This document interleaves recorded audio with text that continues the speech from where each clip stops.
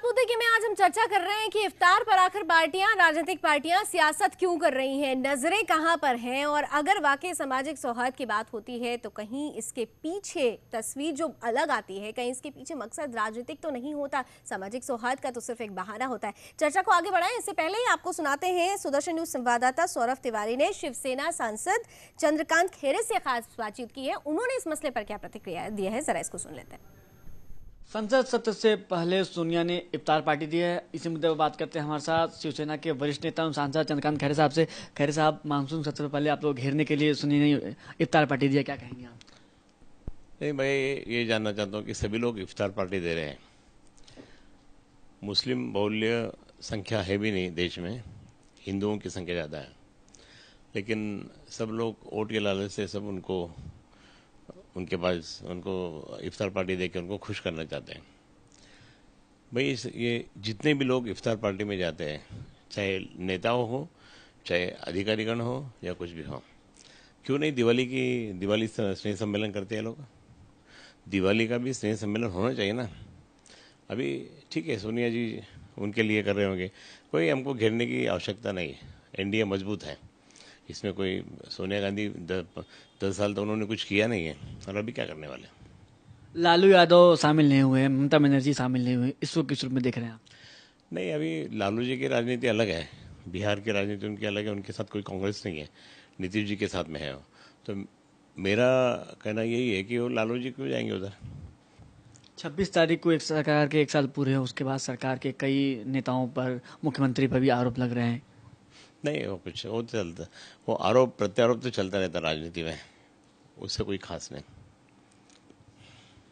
तो ये थे हमारे साथ खैरे साहब, जिनका मानना है कि जो लोग इफ्तार पार्टी देते हैं वो लोग दिवाली में क्यों नहीं पार्टी देते हैं।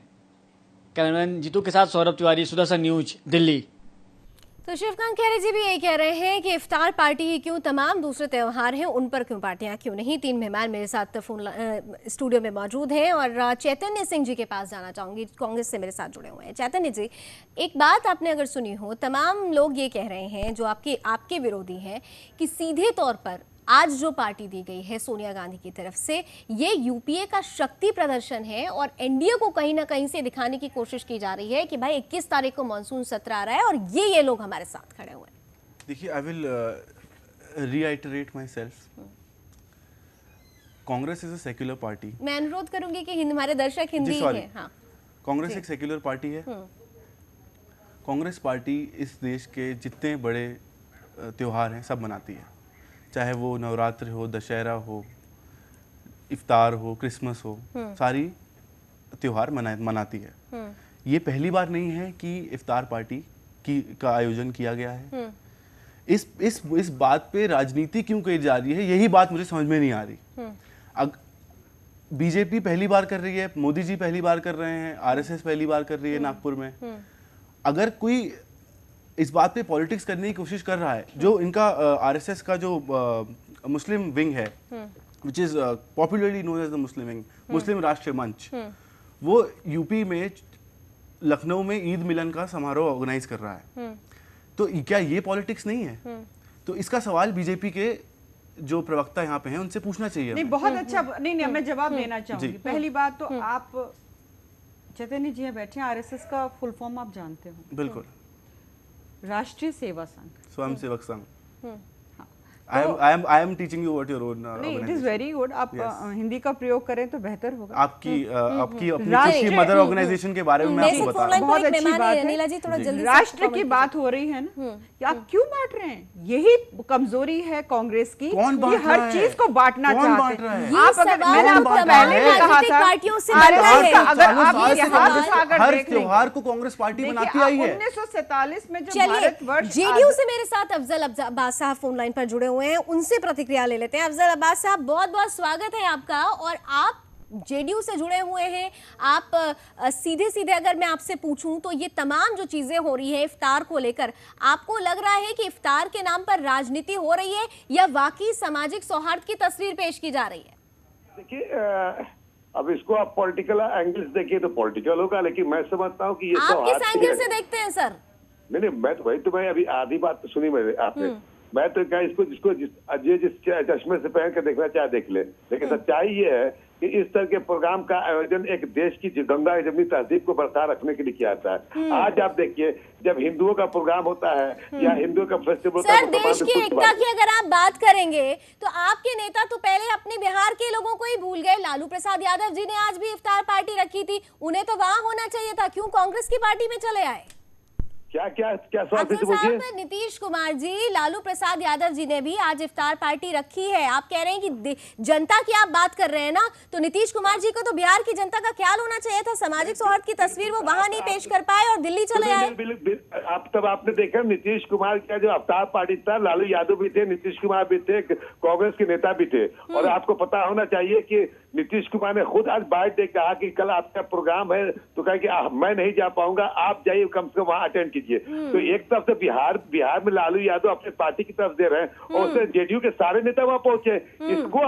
इसको दूसरे एंगल से देखना ठीक नहीं है। नहीं तो आप क्या आपको नहीं लगता कि नीतीश कुमार जी को लालू प्रसाद यादव जी के साथ खड़ा होना चाहिए था? आज लालू प्रसाद यादव जी ने एक पद यात्रा भी की है। अगर वो सीधे सीधे अगर आर्थिक जो सर्वे है, जनगणना का जो सर्वे आया है उसको लेकर पद यात्रा भी कर रहे हैं, तो नीतीश कुमार जी को तो वहां होना चाहिए था। दिल्ली क्या करने चले आए वो वहां पे? आप जेडीयू के लोगों ने साथ दिया, साथ गए, जेडीयू का भी समर्थन था ये आपकी जनगणना पे। और आज सवाल नीतीश कुमार दिल्ली में जब आए हैं कांग्रेस के सोनिया गांधी जी के अवतार पार्टी में, तो लालू यादव ने खुद ही कहा कि आप जाइए, हम नहीं जा पाएंगे, आप वहाँ जाइए, बाकी लोग यहाँ। लालू जी का जवाब छोड़ दीजिए, लालू जी का जवाब हम आरजेडी के किसी सदस्य से लेंगे। आपसे मैं सीधे सीधे यही जानना चाह रही थी कि नीतीश कुमार जी दिल्ली क्या कर रहे थे?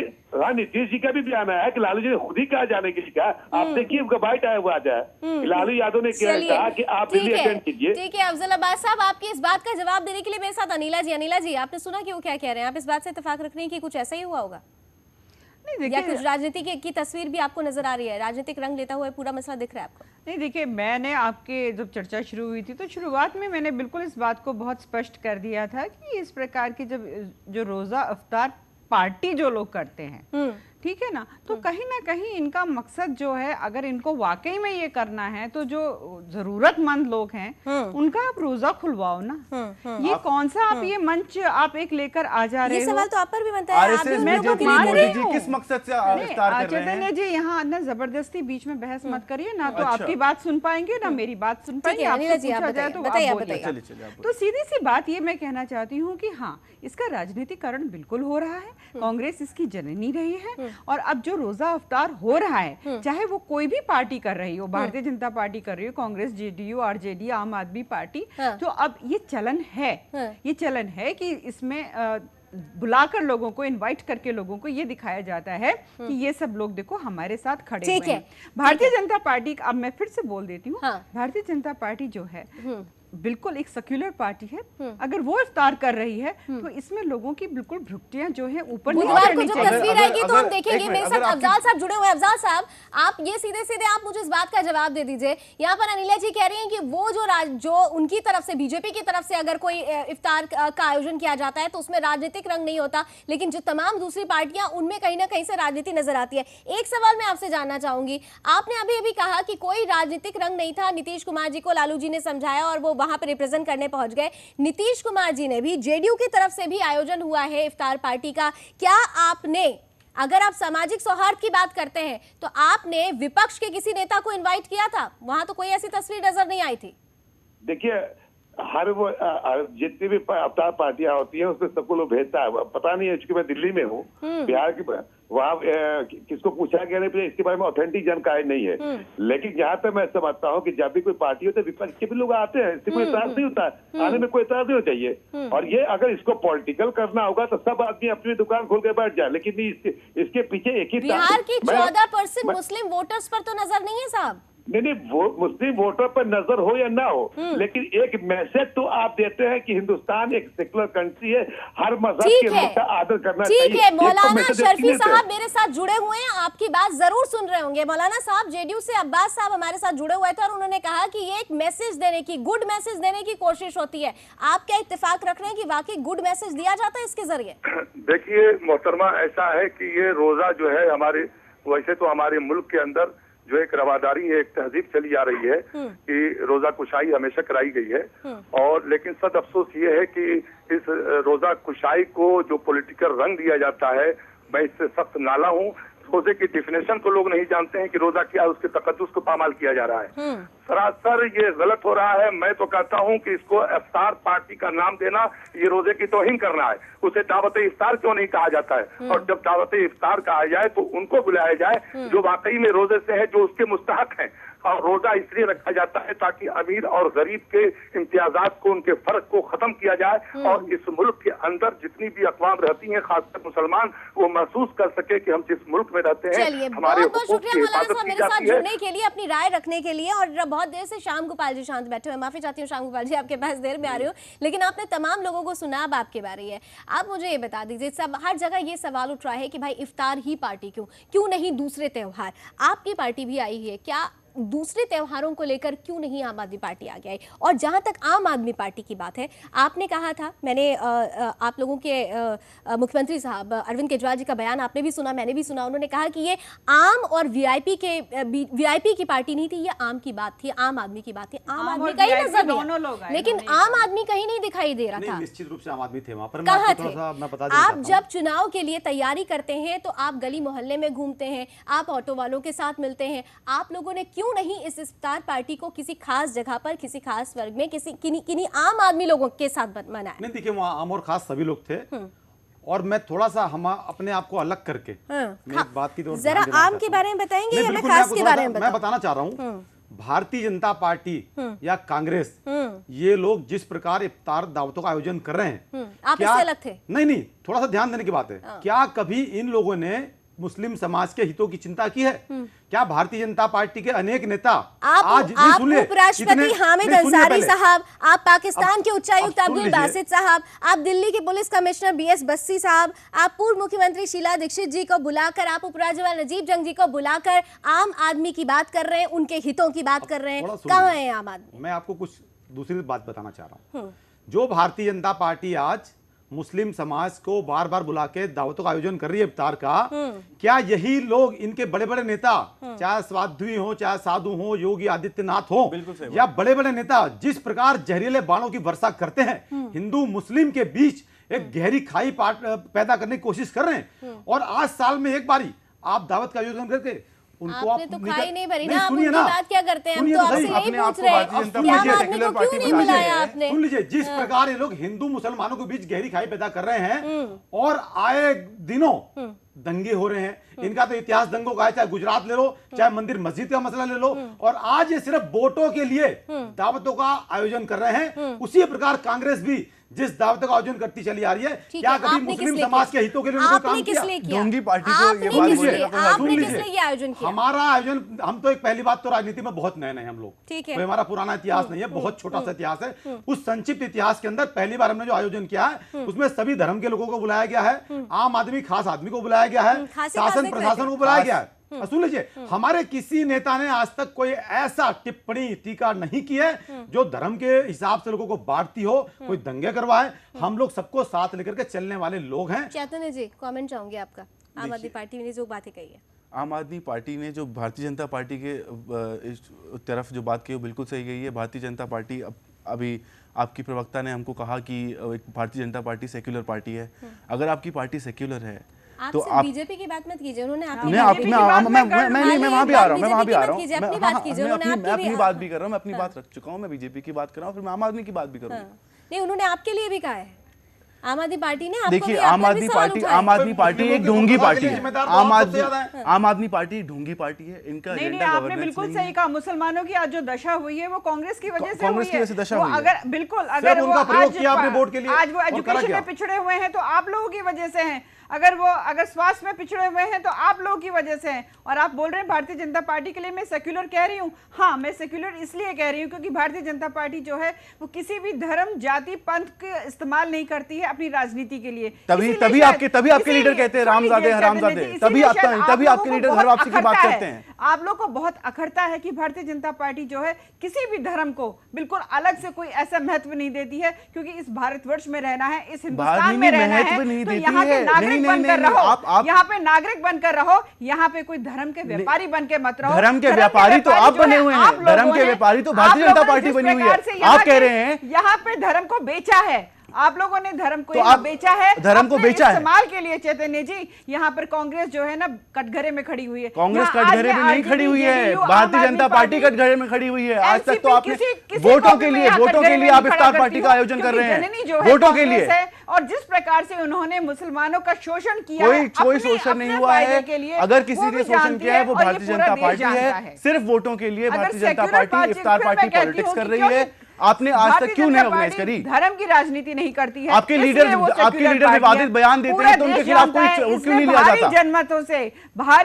जनमतों से हम लोग जो है केंद्र में आए हैं। ये आपके कहने से कुछ फर्क नहीं पड़ता। अगर आज आम आदमी पार्टी जो है 67 सीट्स लेकर दिल्ली में बैठी है तो ये एक ना कहीं दिल्ली की आवाज थी, वो दिल्ली की आवाज थी। इसी प्रकार से हम जो केंद्र में बैठे हैं इस भारत की आवाज पे बैठे हैं। कांग्रेस जो है दोनों जगह विफल हुई है, बहुत बुरी तरीके से विफल हुई है। तो आप तो यहाँ पर ये ना समझाएं कि भारतीय जनता पार्टी सेक्युलर है कि नहीं है। अगर भारतीय जनता पार्टी सेक्युलर है तो आपके नेता विवादित बयान क्यों देते हैं? और आपके जो नेता विवादित बयान देते हैं उनके खिलाफ कोई एक्शन क्यों नहीं लिया जाता? आप तो प्रॉपर अपोजिशन वाली पोजीशन में भी ऑपोजिशन वाली पोजीशन में नहीं है। यहाँ पे ये बांटना पड़ा है कि कौन सेक्युलर है और कौन सेक्युलर नहीं है। मैंने आप दोनों को इसलिए मौका दिया कि आप दोनों अपनी बातें रख लें। मैं श्याम गोपाल जी के पास दोबारा आऊंगी। श्याम गोपाल जी थोड़ा शांति से बैठ गए दोनों तरफ से बातें कहने के बाद, लेकिन श्याम गोपाल जी सवाल आम आदमी पार्टी पर भी है। मेरे साथ जेडीयू से अफजल अब्बास साहब पूरे तरीके से बने हुए हैं फोन लाइन पर। अफजल साहब, आपने पूरी बातें भी सुनी होगी। यहाँ पर चाहे कांग्रेस हो चाहे बीजेपी हो, तमाम तरीके से कहा जा रहा है। वो बीजेपी कहती है कांग्रेस ने हमेशा से मुस्लिम वोट बैंक की राजनीति की है, कांग्रेस कह रही है कि बीजेपी कर रही है। जेडीयू क्या कर रही है? जेडीयू क्या कर रही, पहले उनसे जो कांग्रेस की लीडर जो भी मुखातिब थे, अब जो बोल रहे थे कि नहीं, वो बीजेपी से हैं, बीजेपी से आई है अनिला सिंह जी। बीजेपी से है। मैं उनसे सवाल कर रहा, हिंदुस्तान में जो हिंदू मुस्लिम की खाई को बढ़ावा देने वाला कौन है आज की डेट में?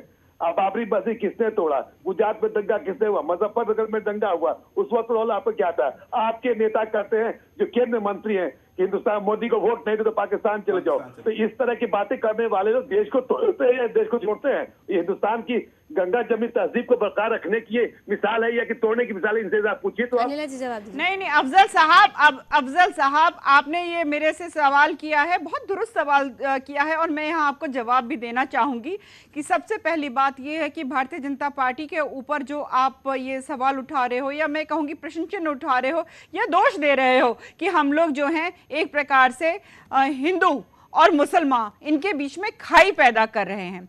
देखिए सबसे पहली बात यह है, और अभी अभी आपने गुजरात के दंगों का यहाँ पे बात उठा दी है। अगर मैं गुजरात की बात करती हूँ, गुजरात आज की तारीख में भी सबसे डेवलप्ड स्टेट है इस भारतवर्ष का। वहां पे ऐसा नहीं है कि केवल हिंदू बसते हैं, वहां मुसलमान भी बसते हैं। आप एक अगर नहीं आप मेरी बात पूरी कर। चैतन्य जी जरा शांत रहिए, मुझे जवाब देने दीजिए। अफजल जी आप ये बताइए, आप ये बताइए, आप नहीं आपने मुझसे पूछा है तो मुझे जवाब दे लेने दीजिए, फिर आप बोलिए। मेरी बात पूरी हो जाने दीजिए। ये बताइए, अगर आप राजनीति नहीं कर रहे हैं, अगर आप एक आम आदमी हैं, आपके मन में क्या होगा कि मेरे बच्चे की नौकरी लग जाए, 2 जून मेरी रोटी मुझे मिल जाए और मैं जो आराम से एक सुकून से रह सकूं। हर एक आम आदमी, चाहे वो मुसलमान हो चाहे वो हिंदू हो, यही सोच करता है। और इसी सोच से ना मोदी जी जो सबका साथ सबका विकास कर रहे हैं,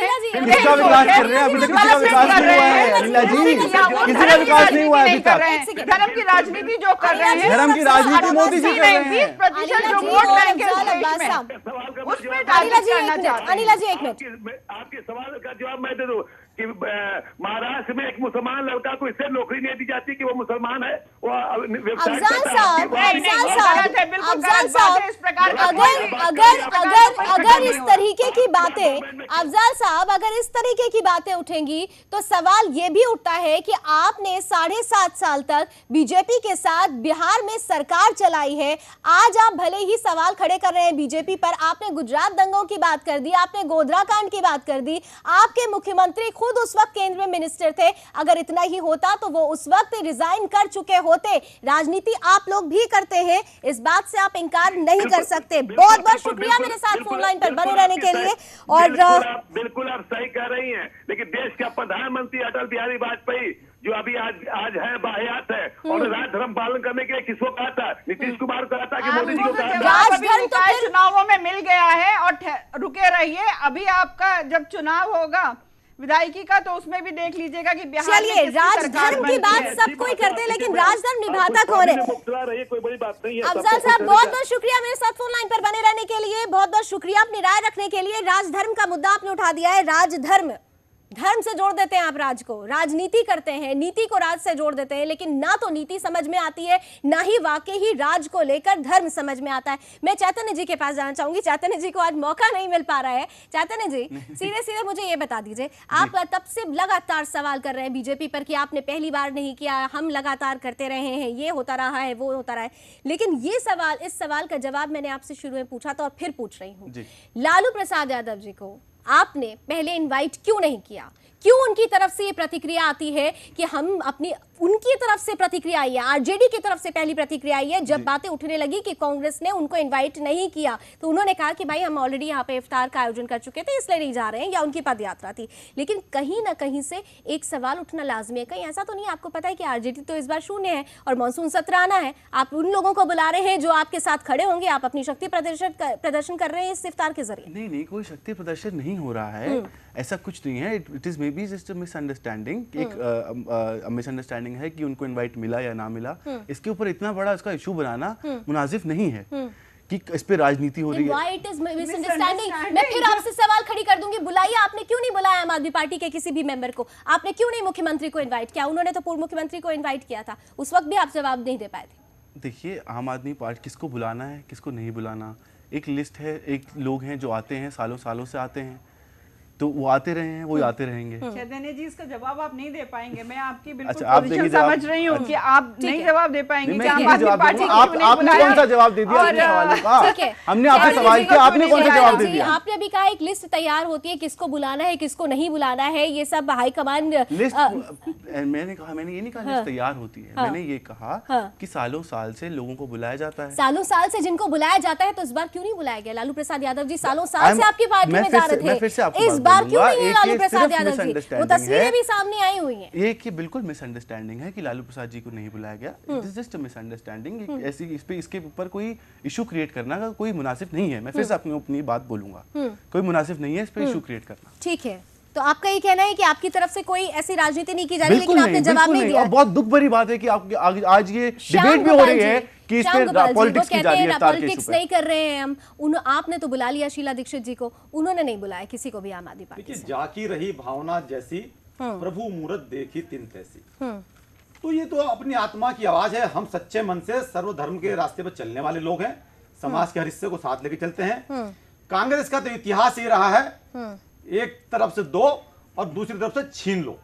तो वही मैं बार बार कह रहा हूं, मुस्लिम समाज की आज दयनीय स्थिति है, सबसे बड़े जिम्मेदार कोई है तो वो कांग्रेस पार्टी है। देखिए, ढोंगी पार्टी को ये बोलने का कोई हक नहीं है। ये बार बार ढोंगी शब्द का प्रयोग कर रहे हैं, थोड़ा शब्दों का चयन अच्छा करें, क्योंकि कांग्रेस का बड़ा पुराना इतिहास है, लेकिन शायद आपको शब्दों का ज्ञान नहीं है। नहीं, मुझे पूरा ज्ञान है। मुझे आपके करने का प्लीज पूरा ज्ञान है मुझे। कृपया करके शब्दों का चयन अच्छा करें। सामाजिक राष्ट्रीय वक्त हमारे पास। मेरा कुल कहने का मतलब ये है कि ये बिल्कुल गिरगिट की तरह रंग बदलने वाली पार्टी है। कहते कुछ है, करते कुछ है, इफ्तार दावत देते हैं, लेकिन दूसरी ओर उसी मुस्लिम समाज का जीवन बिल्कुल निचले स्तर पर ले आकर कर दिया इन लोगों ने। जहां से उसका हम नया ये करेंगे, हम समाज के हर वर्ग को, हर धर्म को, सबको समान रूप से बराबरी के साथ लेके आगे बढ़ेंगे और बढ़ रहे हैं और प्रैक्टिकल में हम कर रहे हैं। चैतन्य जी, 5 सेकंड आपको देती हूँ। इस इफ्तार के जरिए आप लोगों की नजर बिहार पर नहीं है?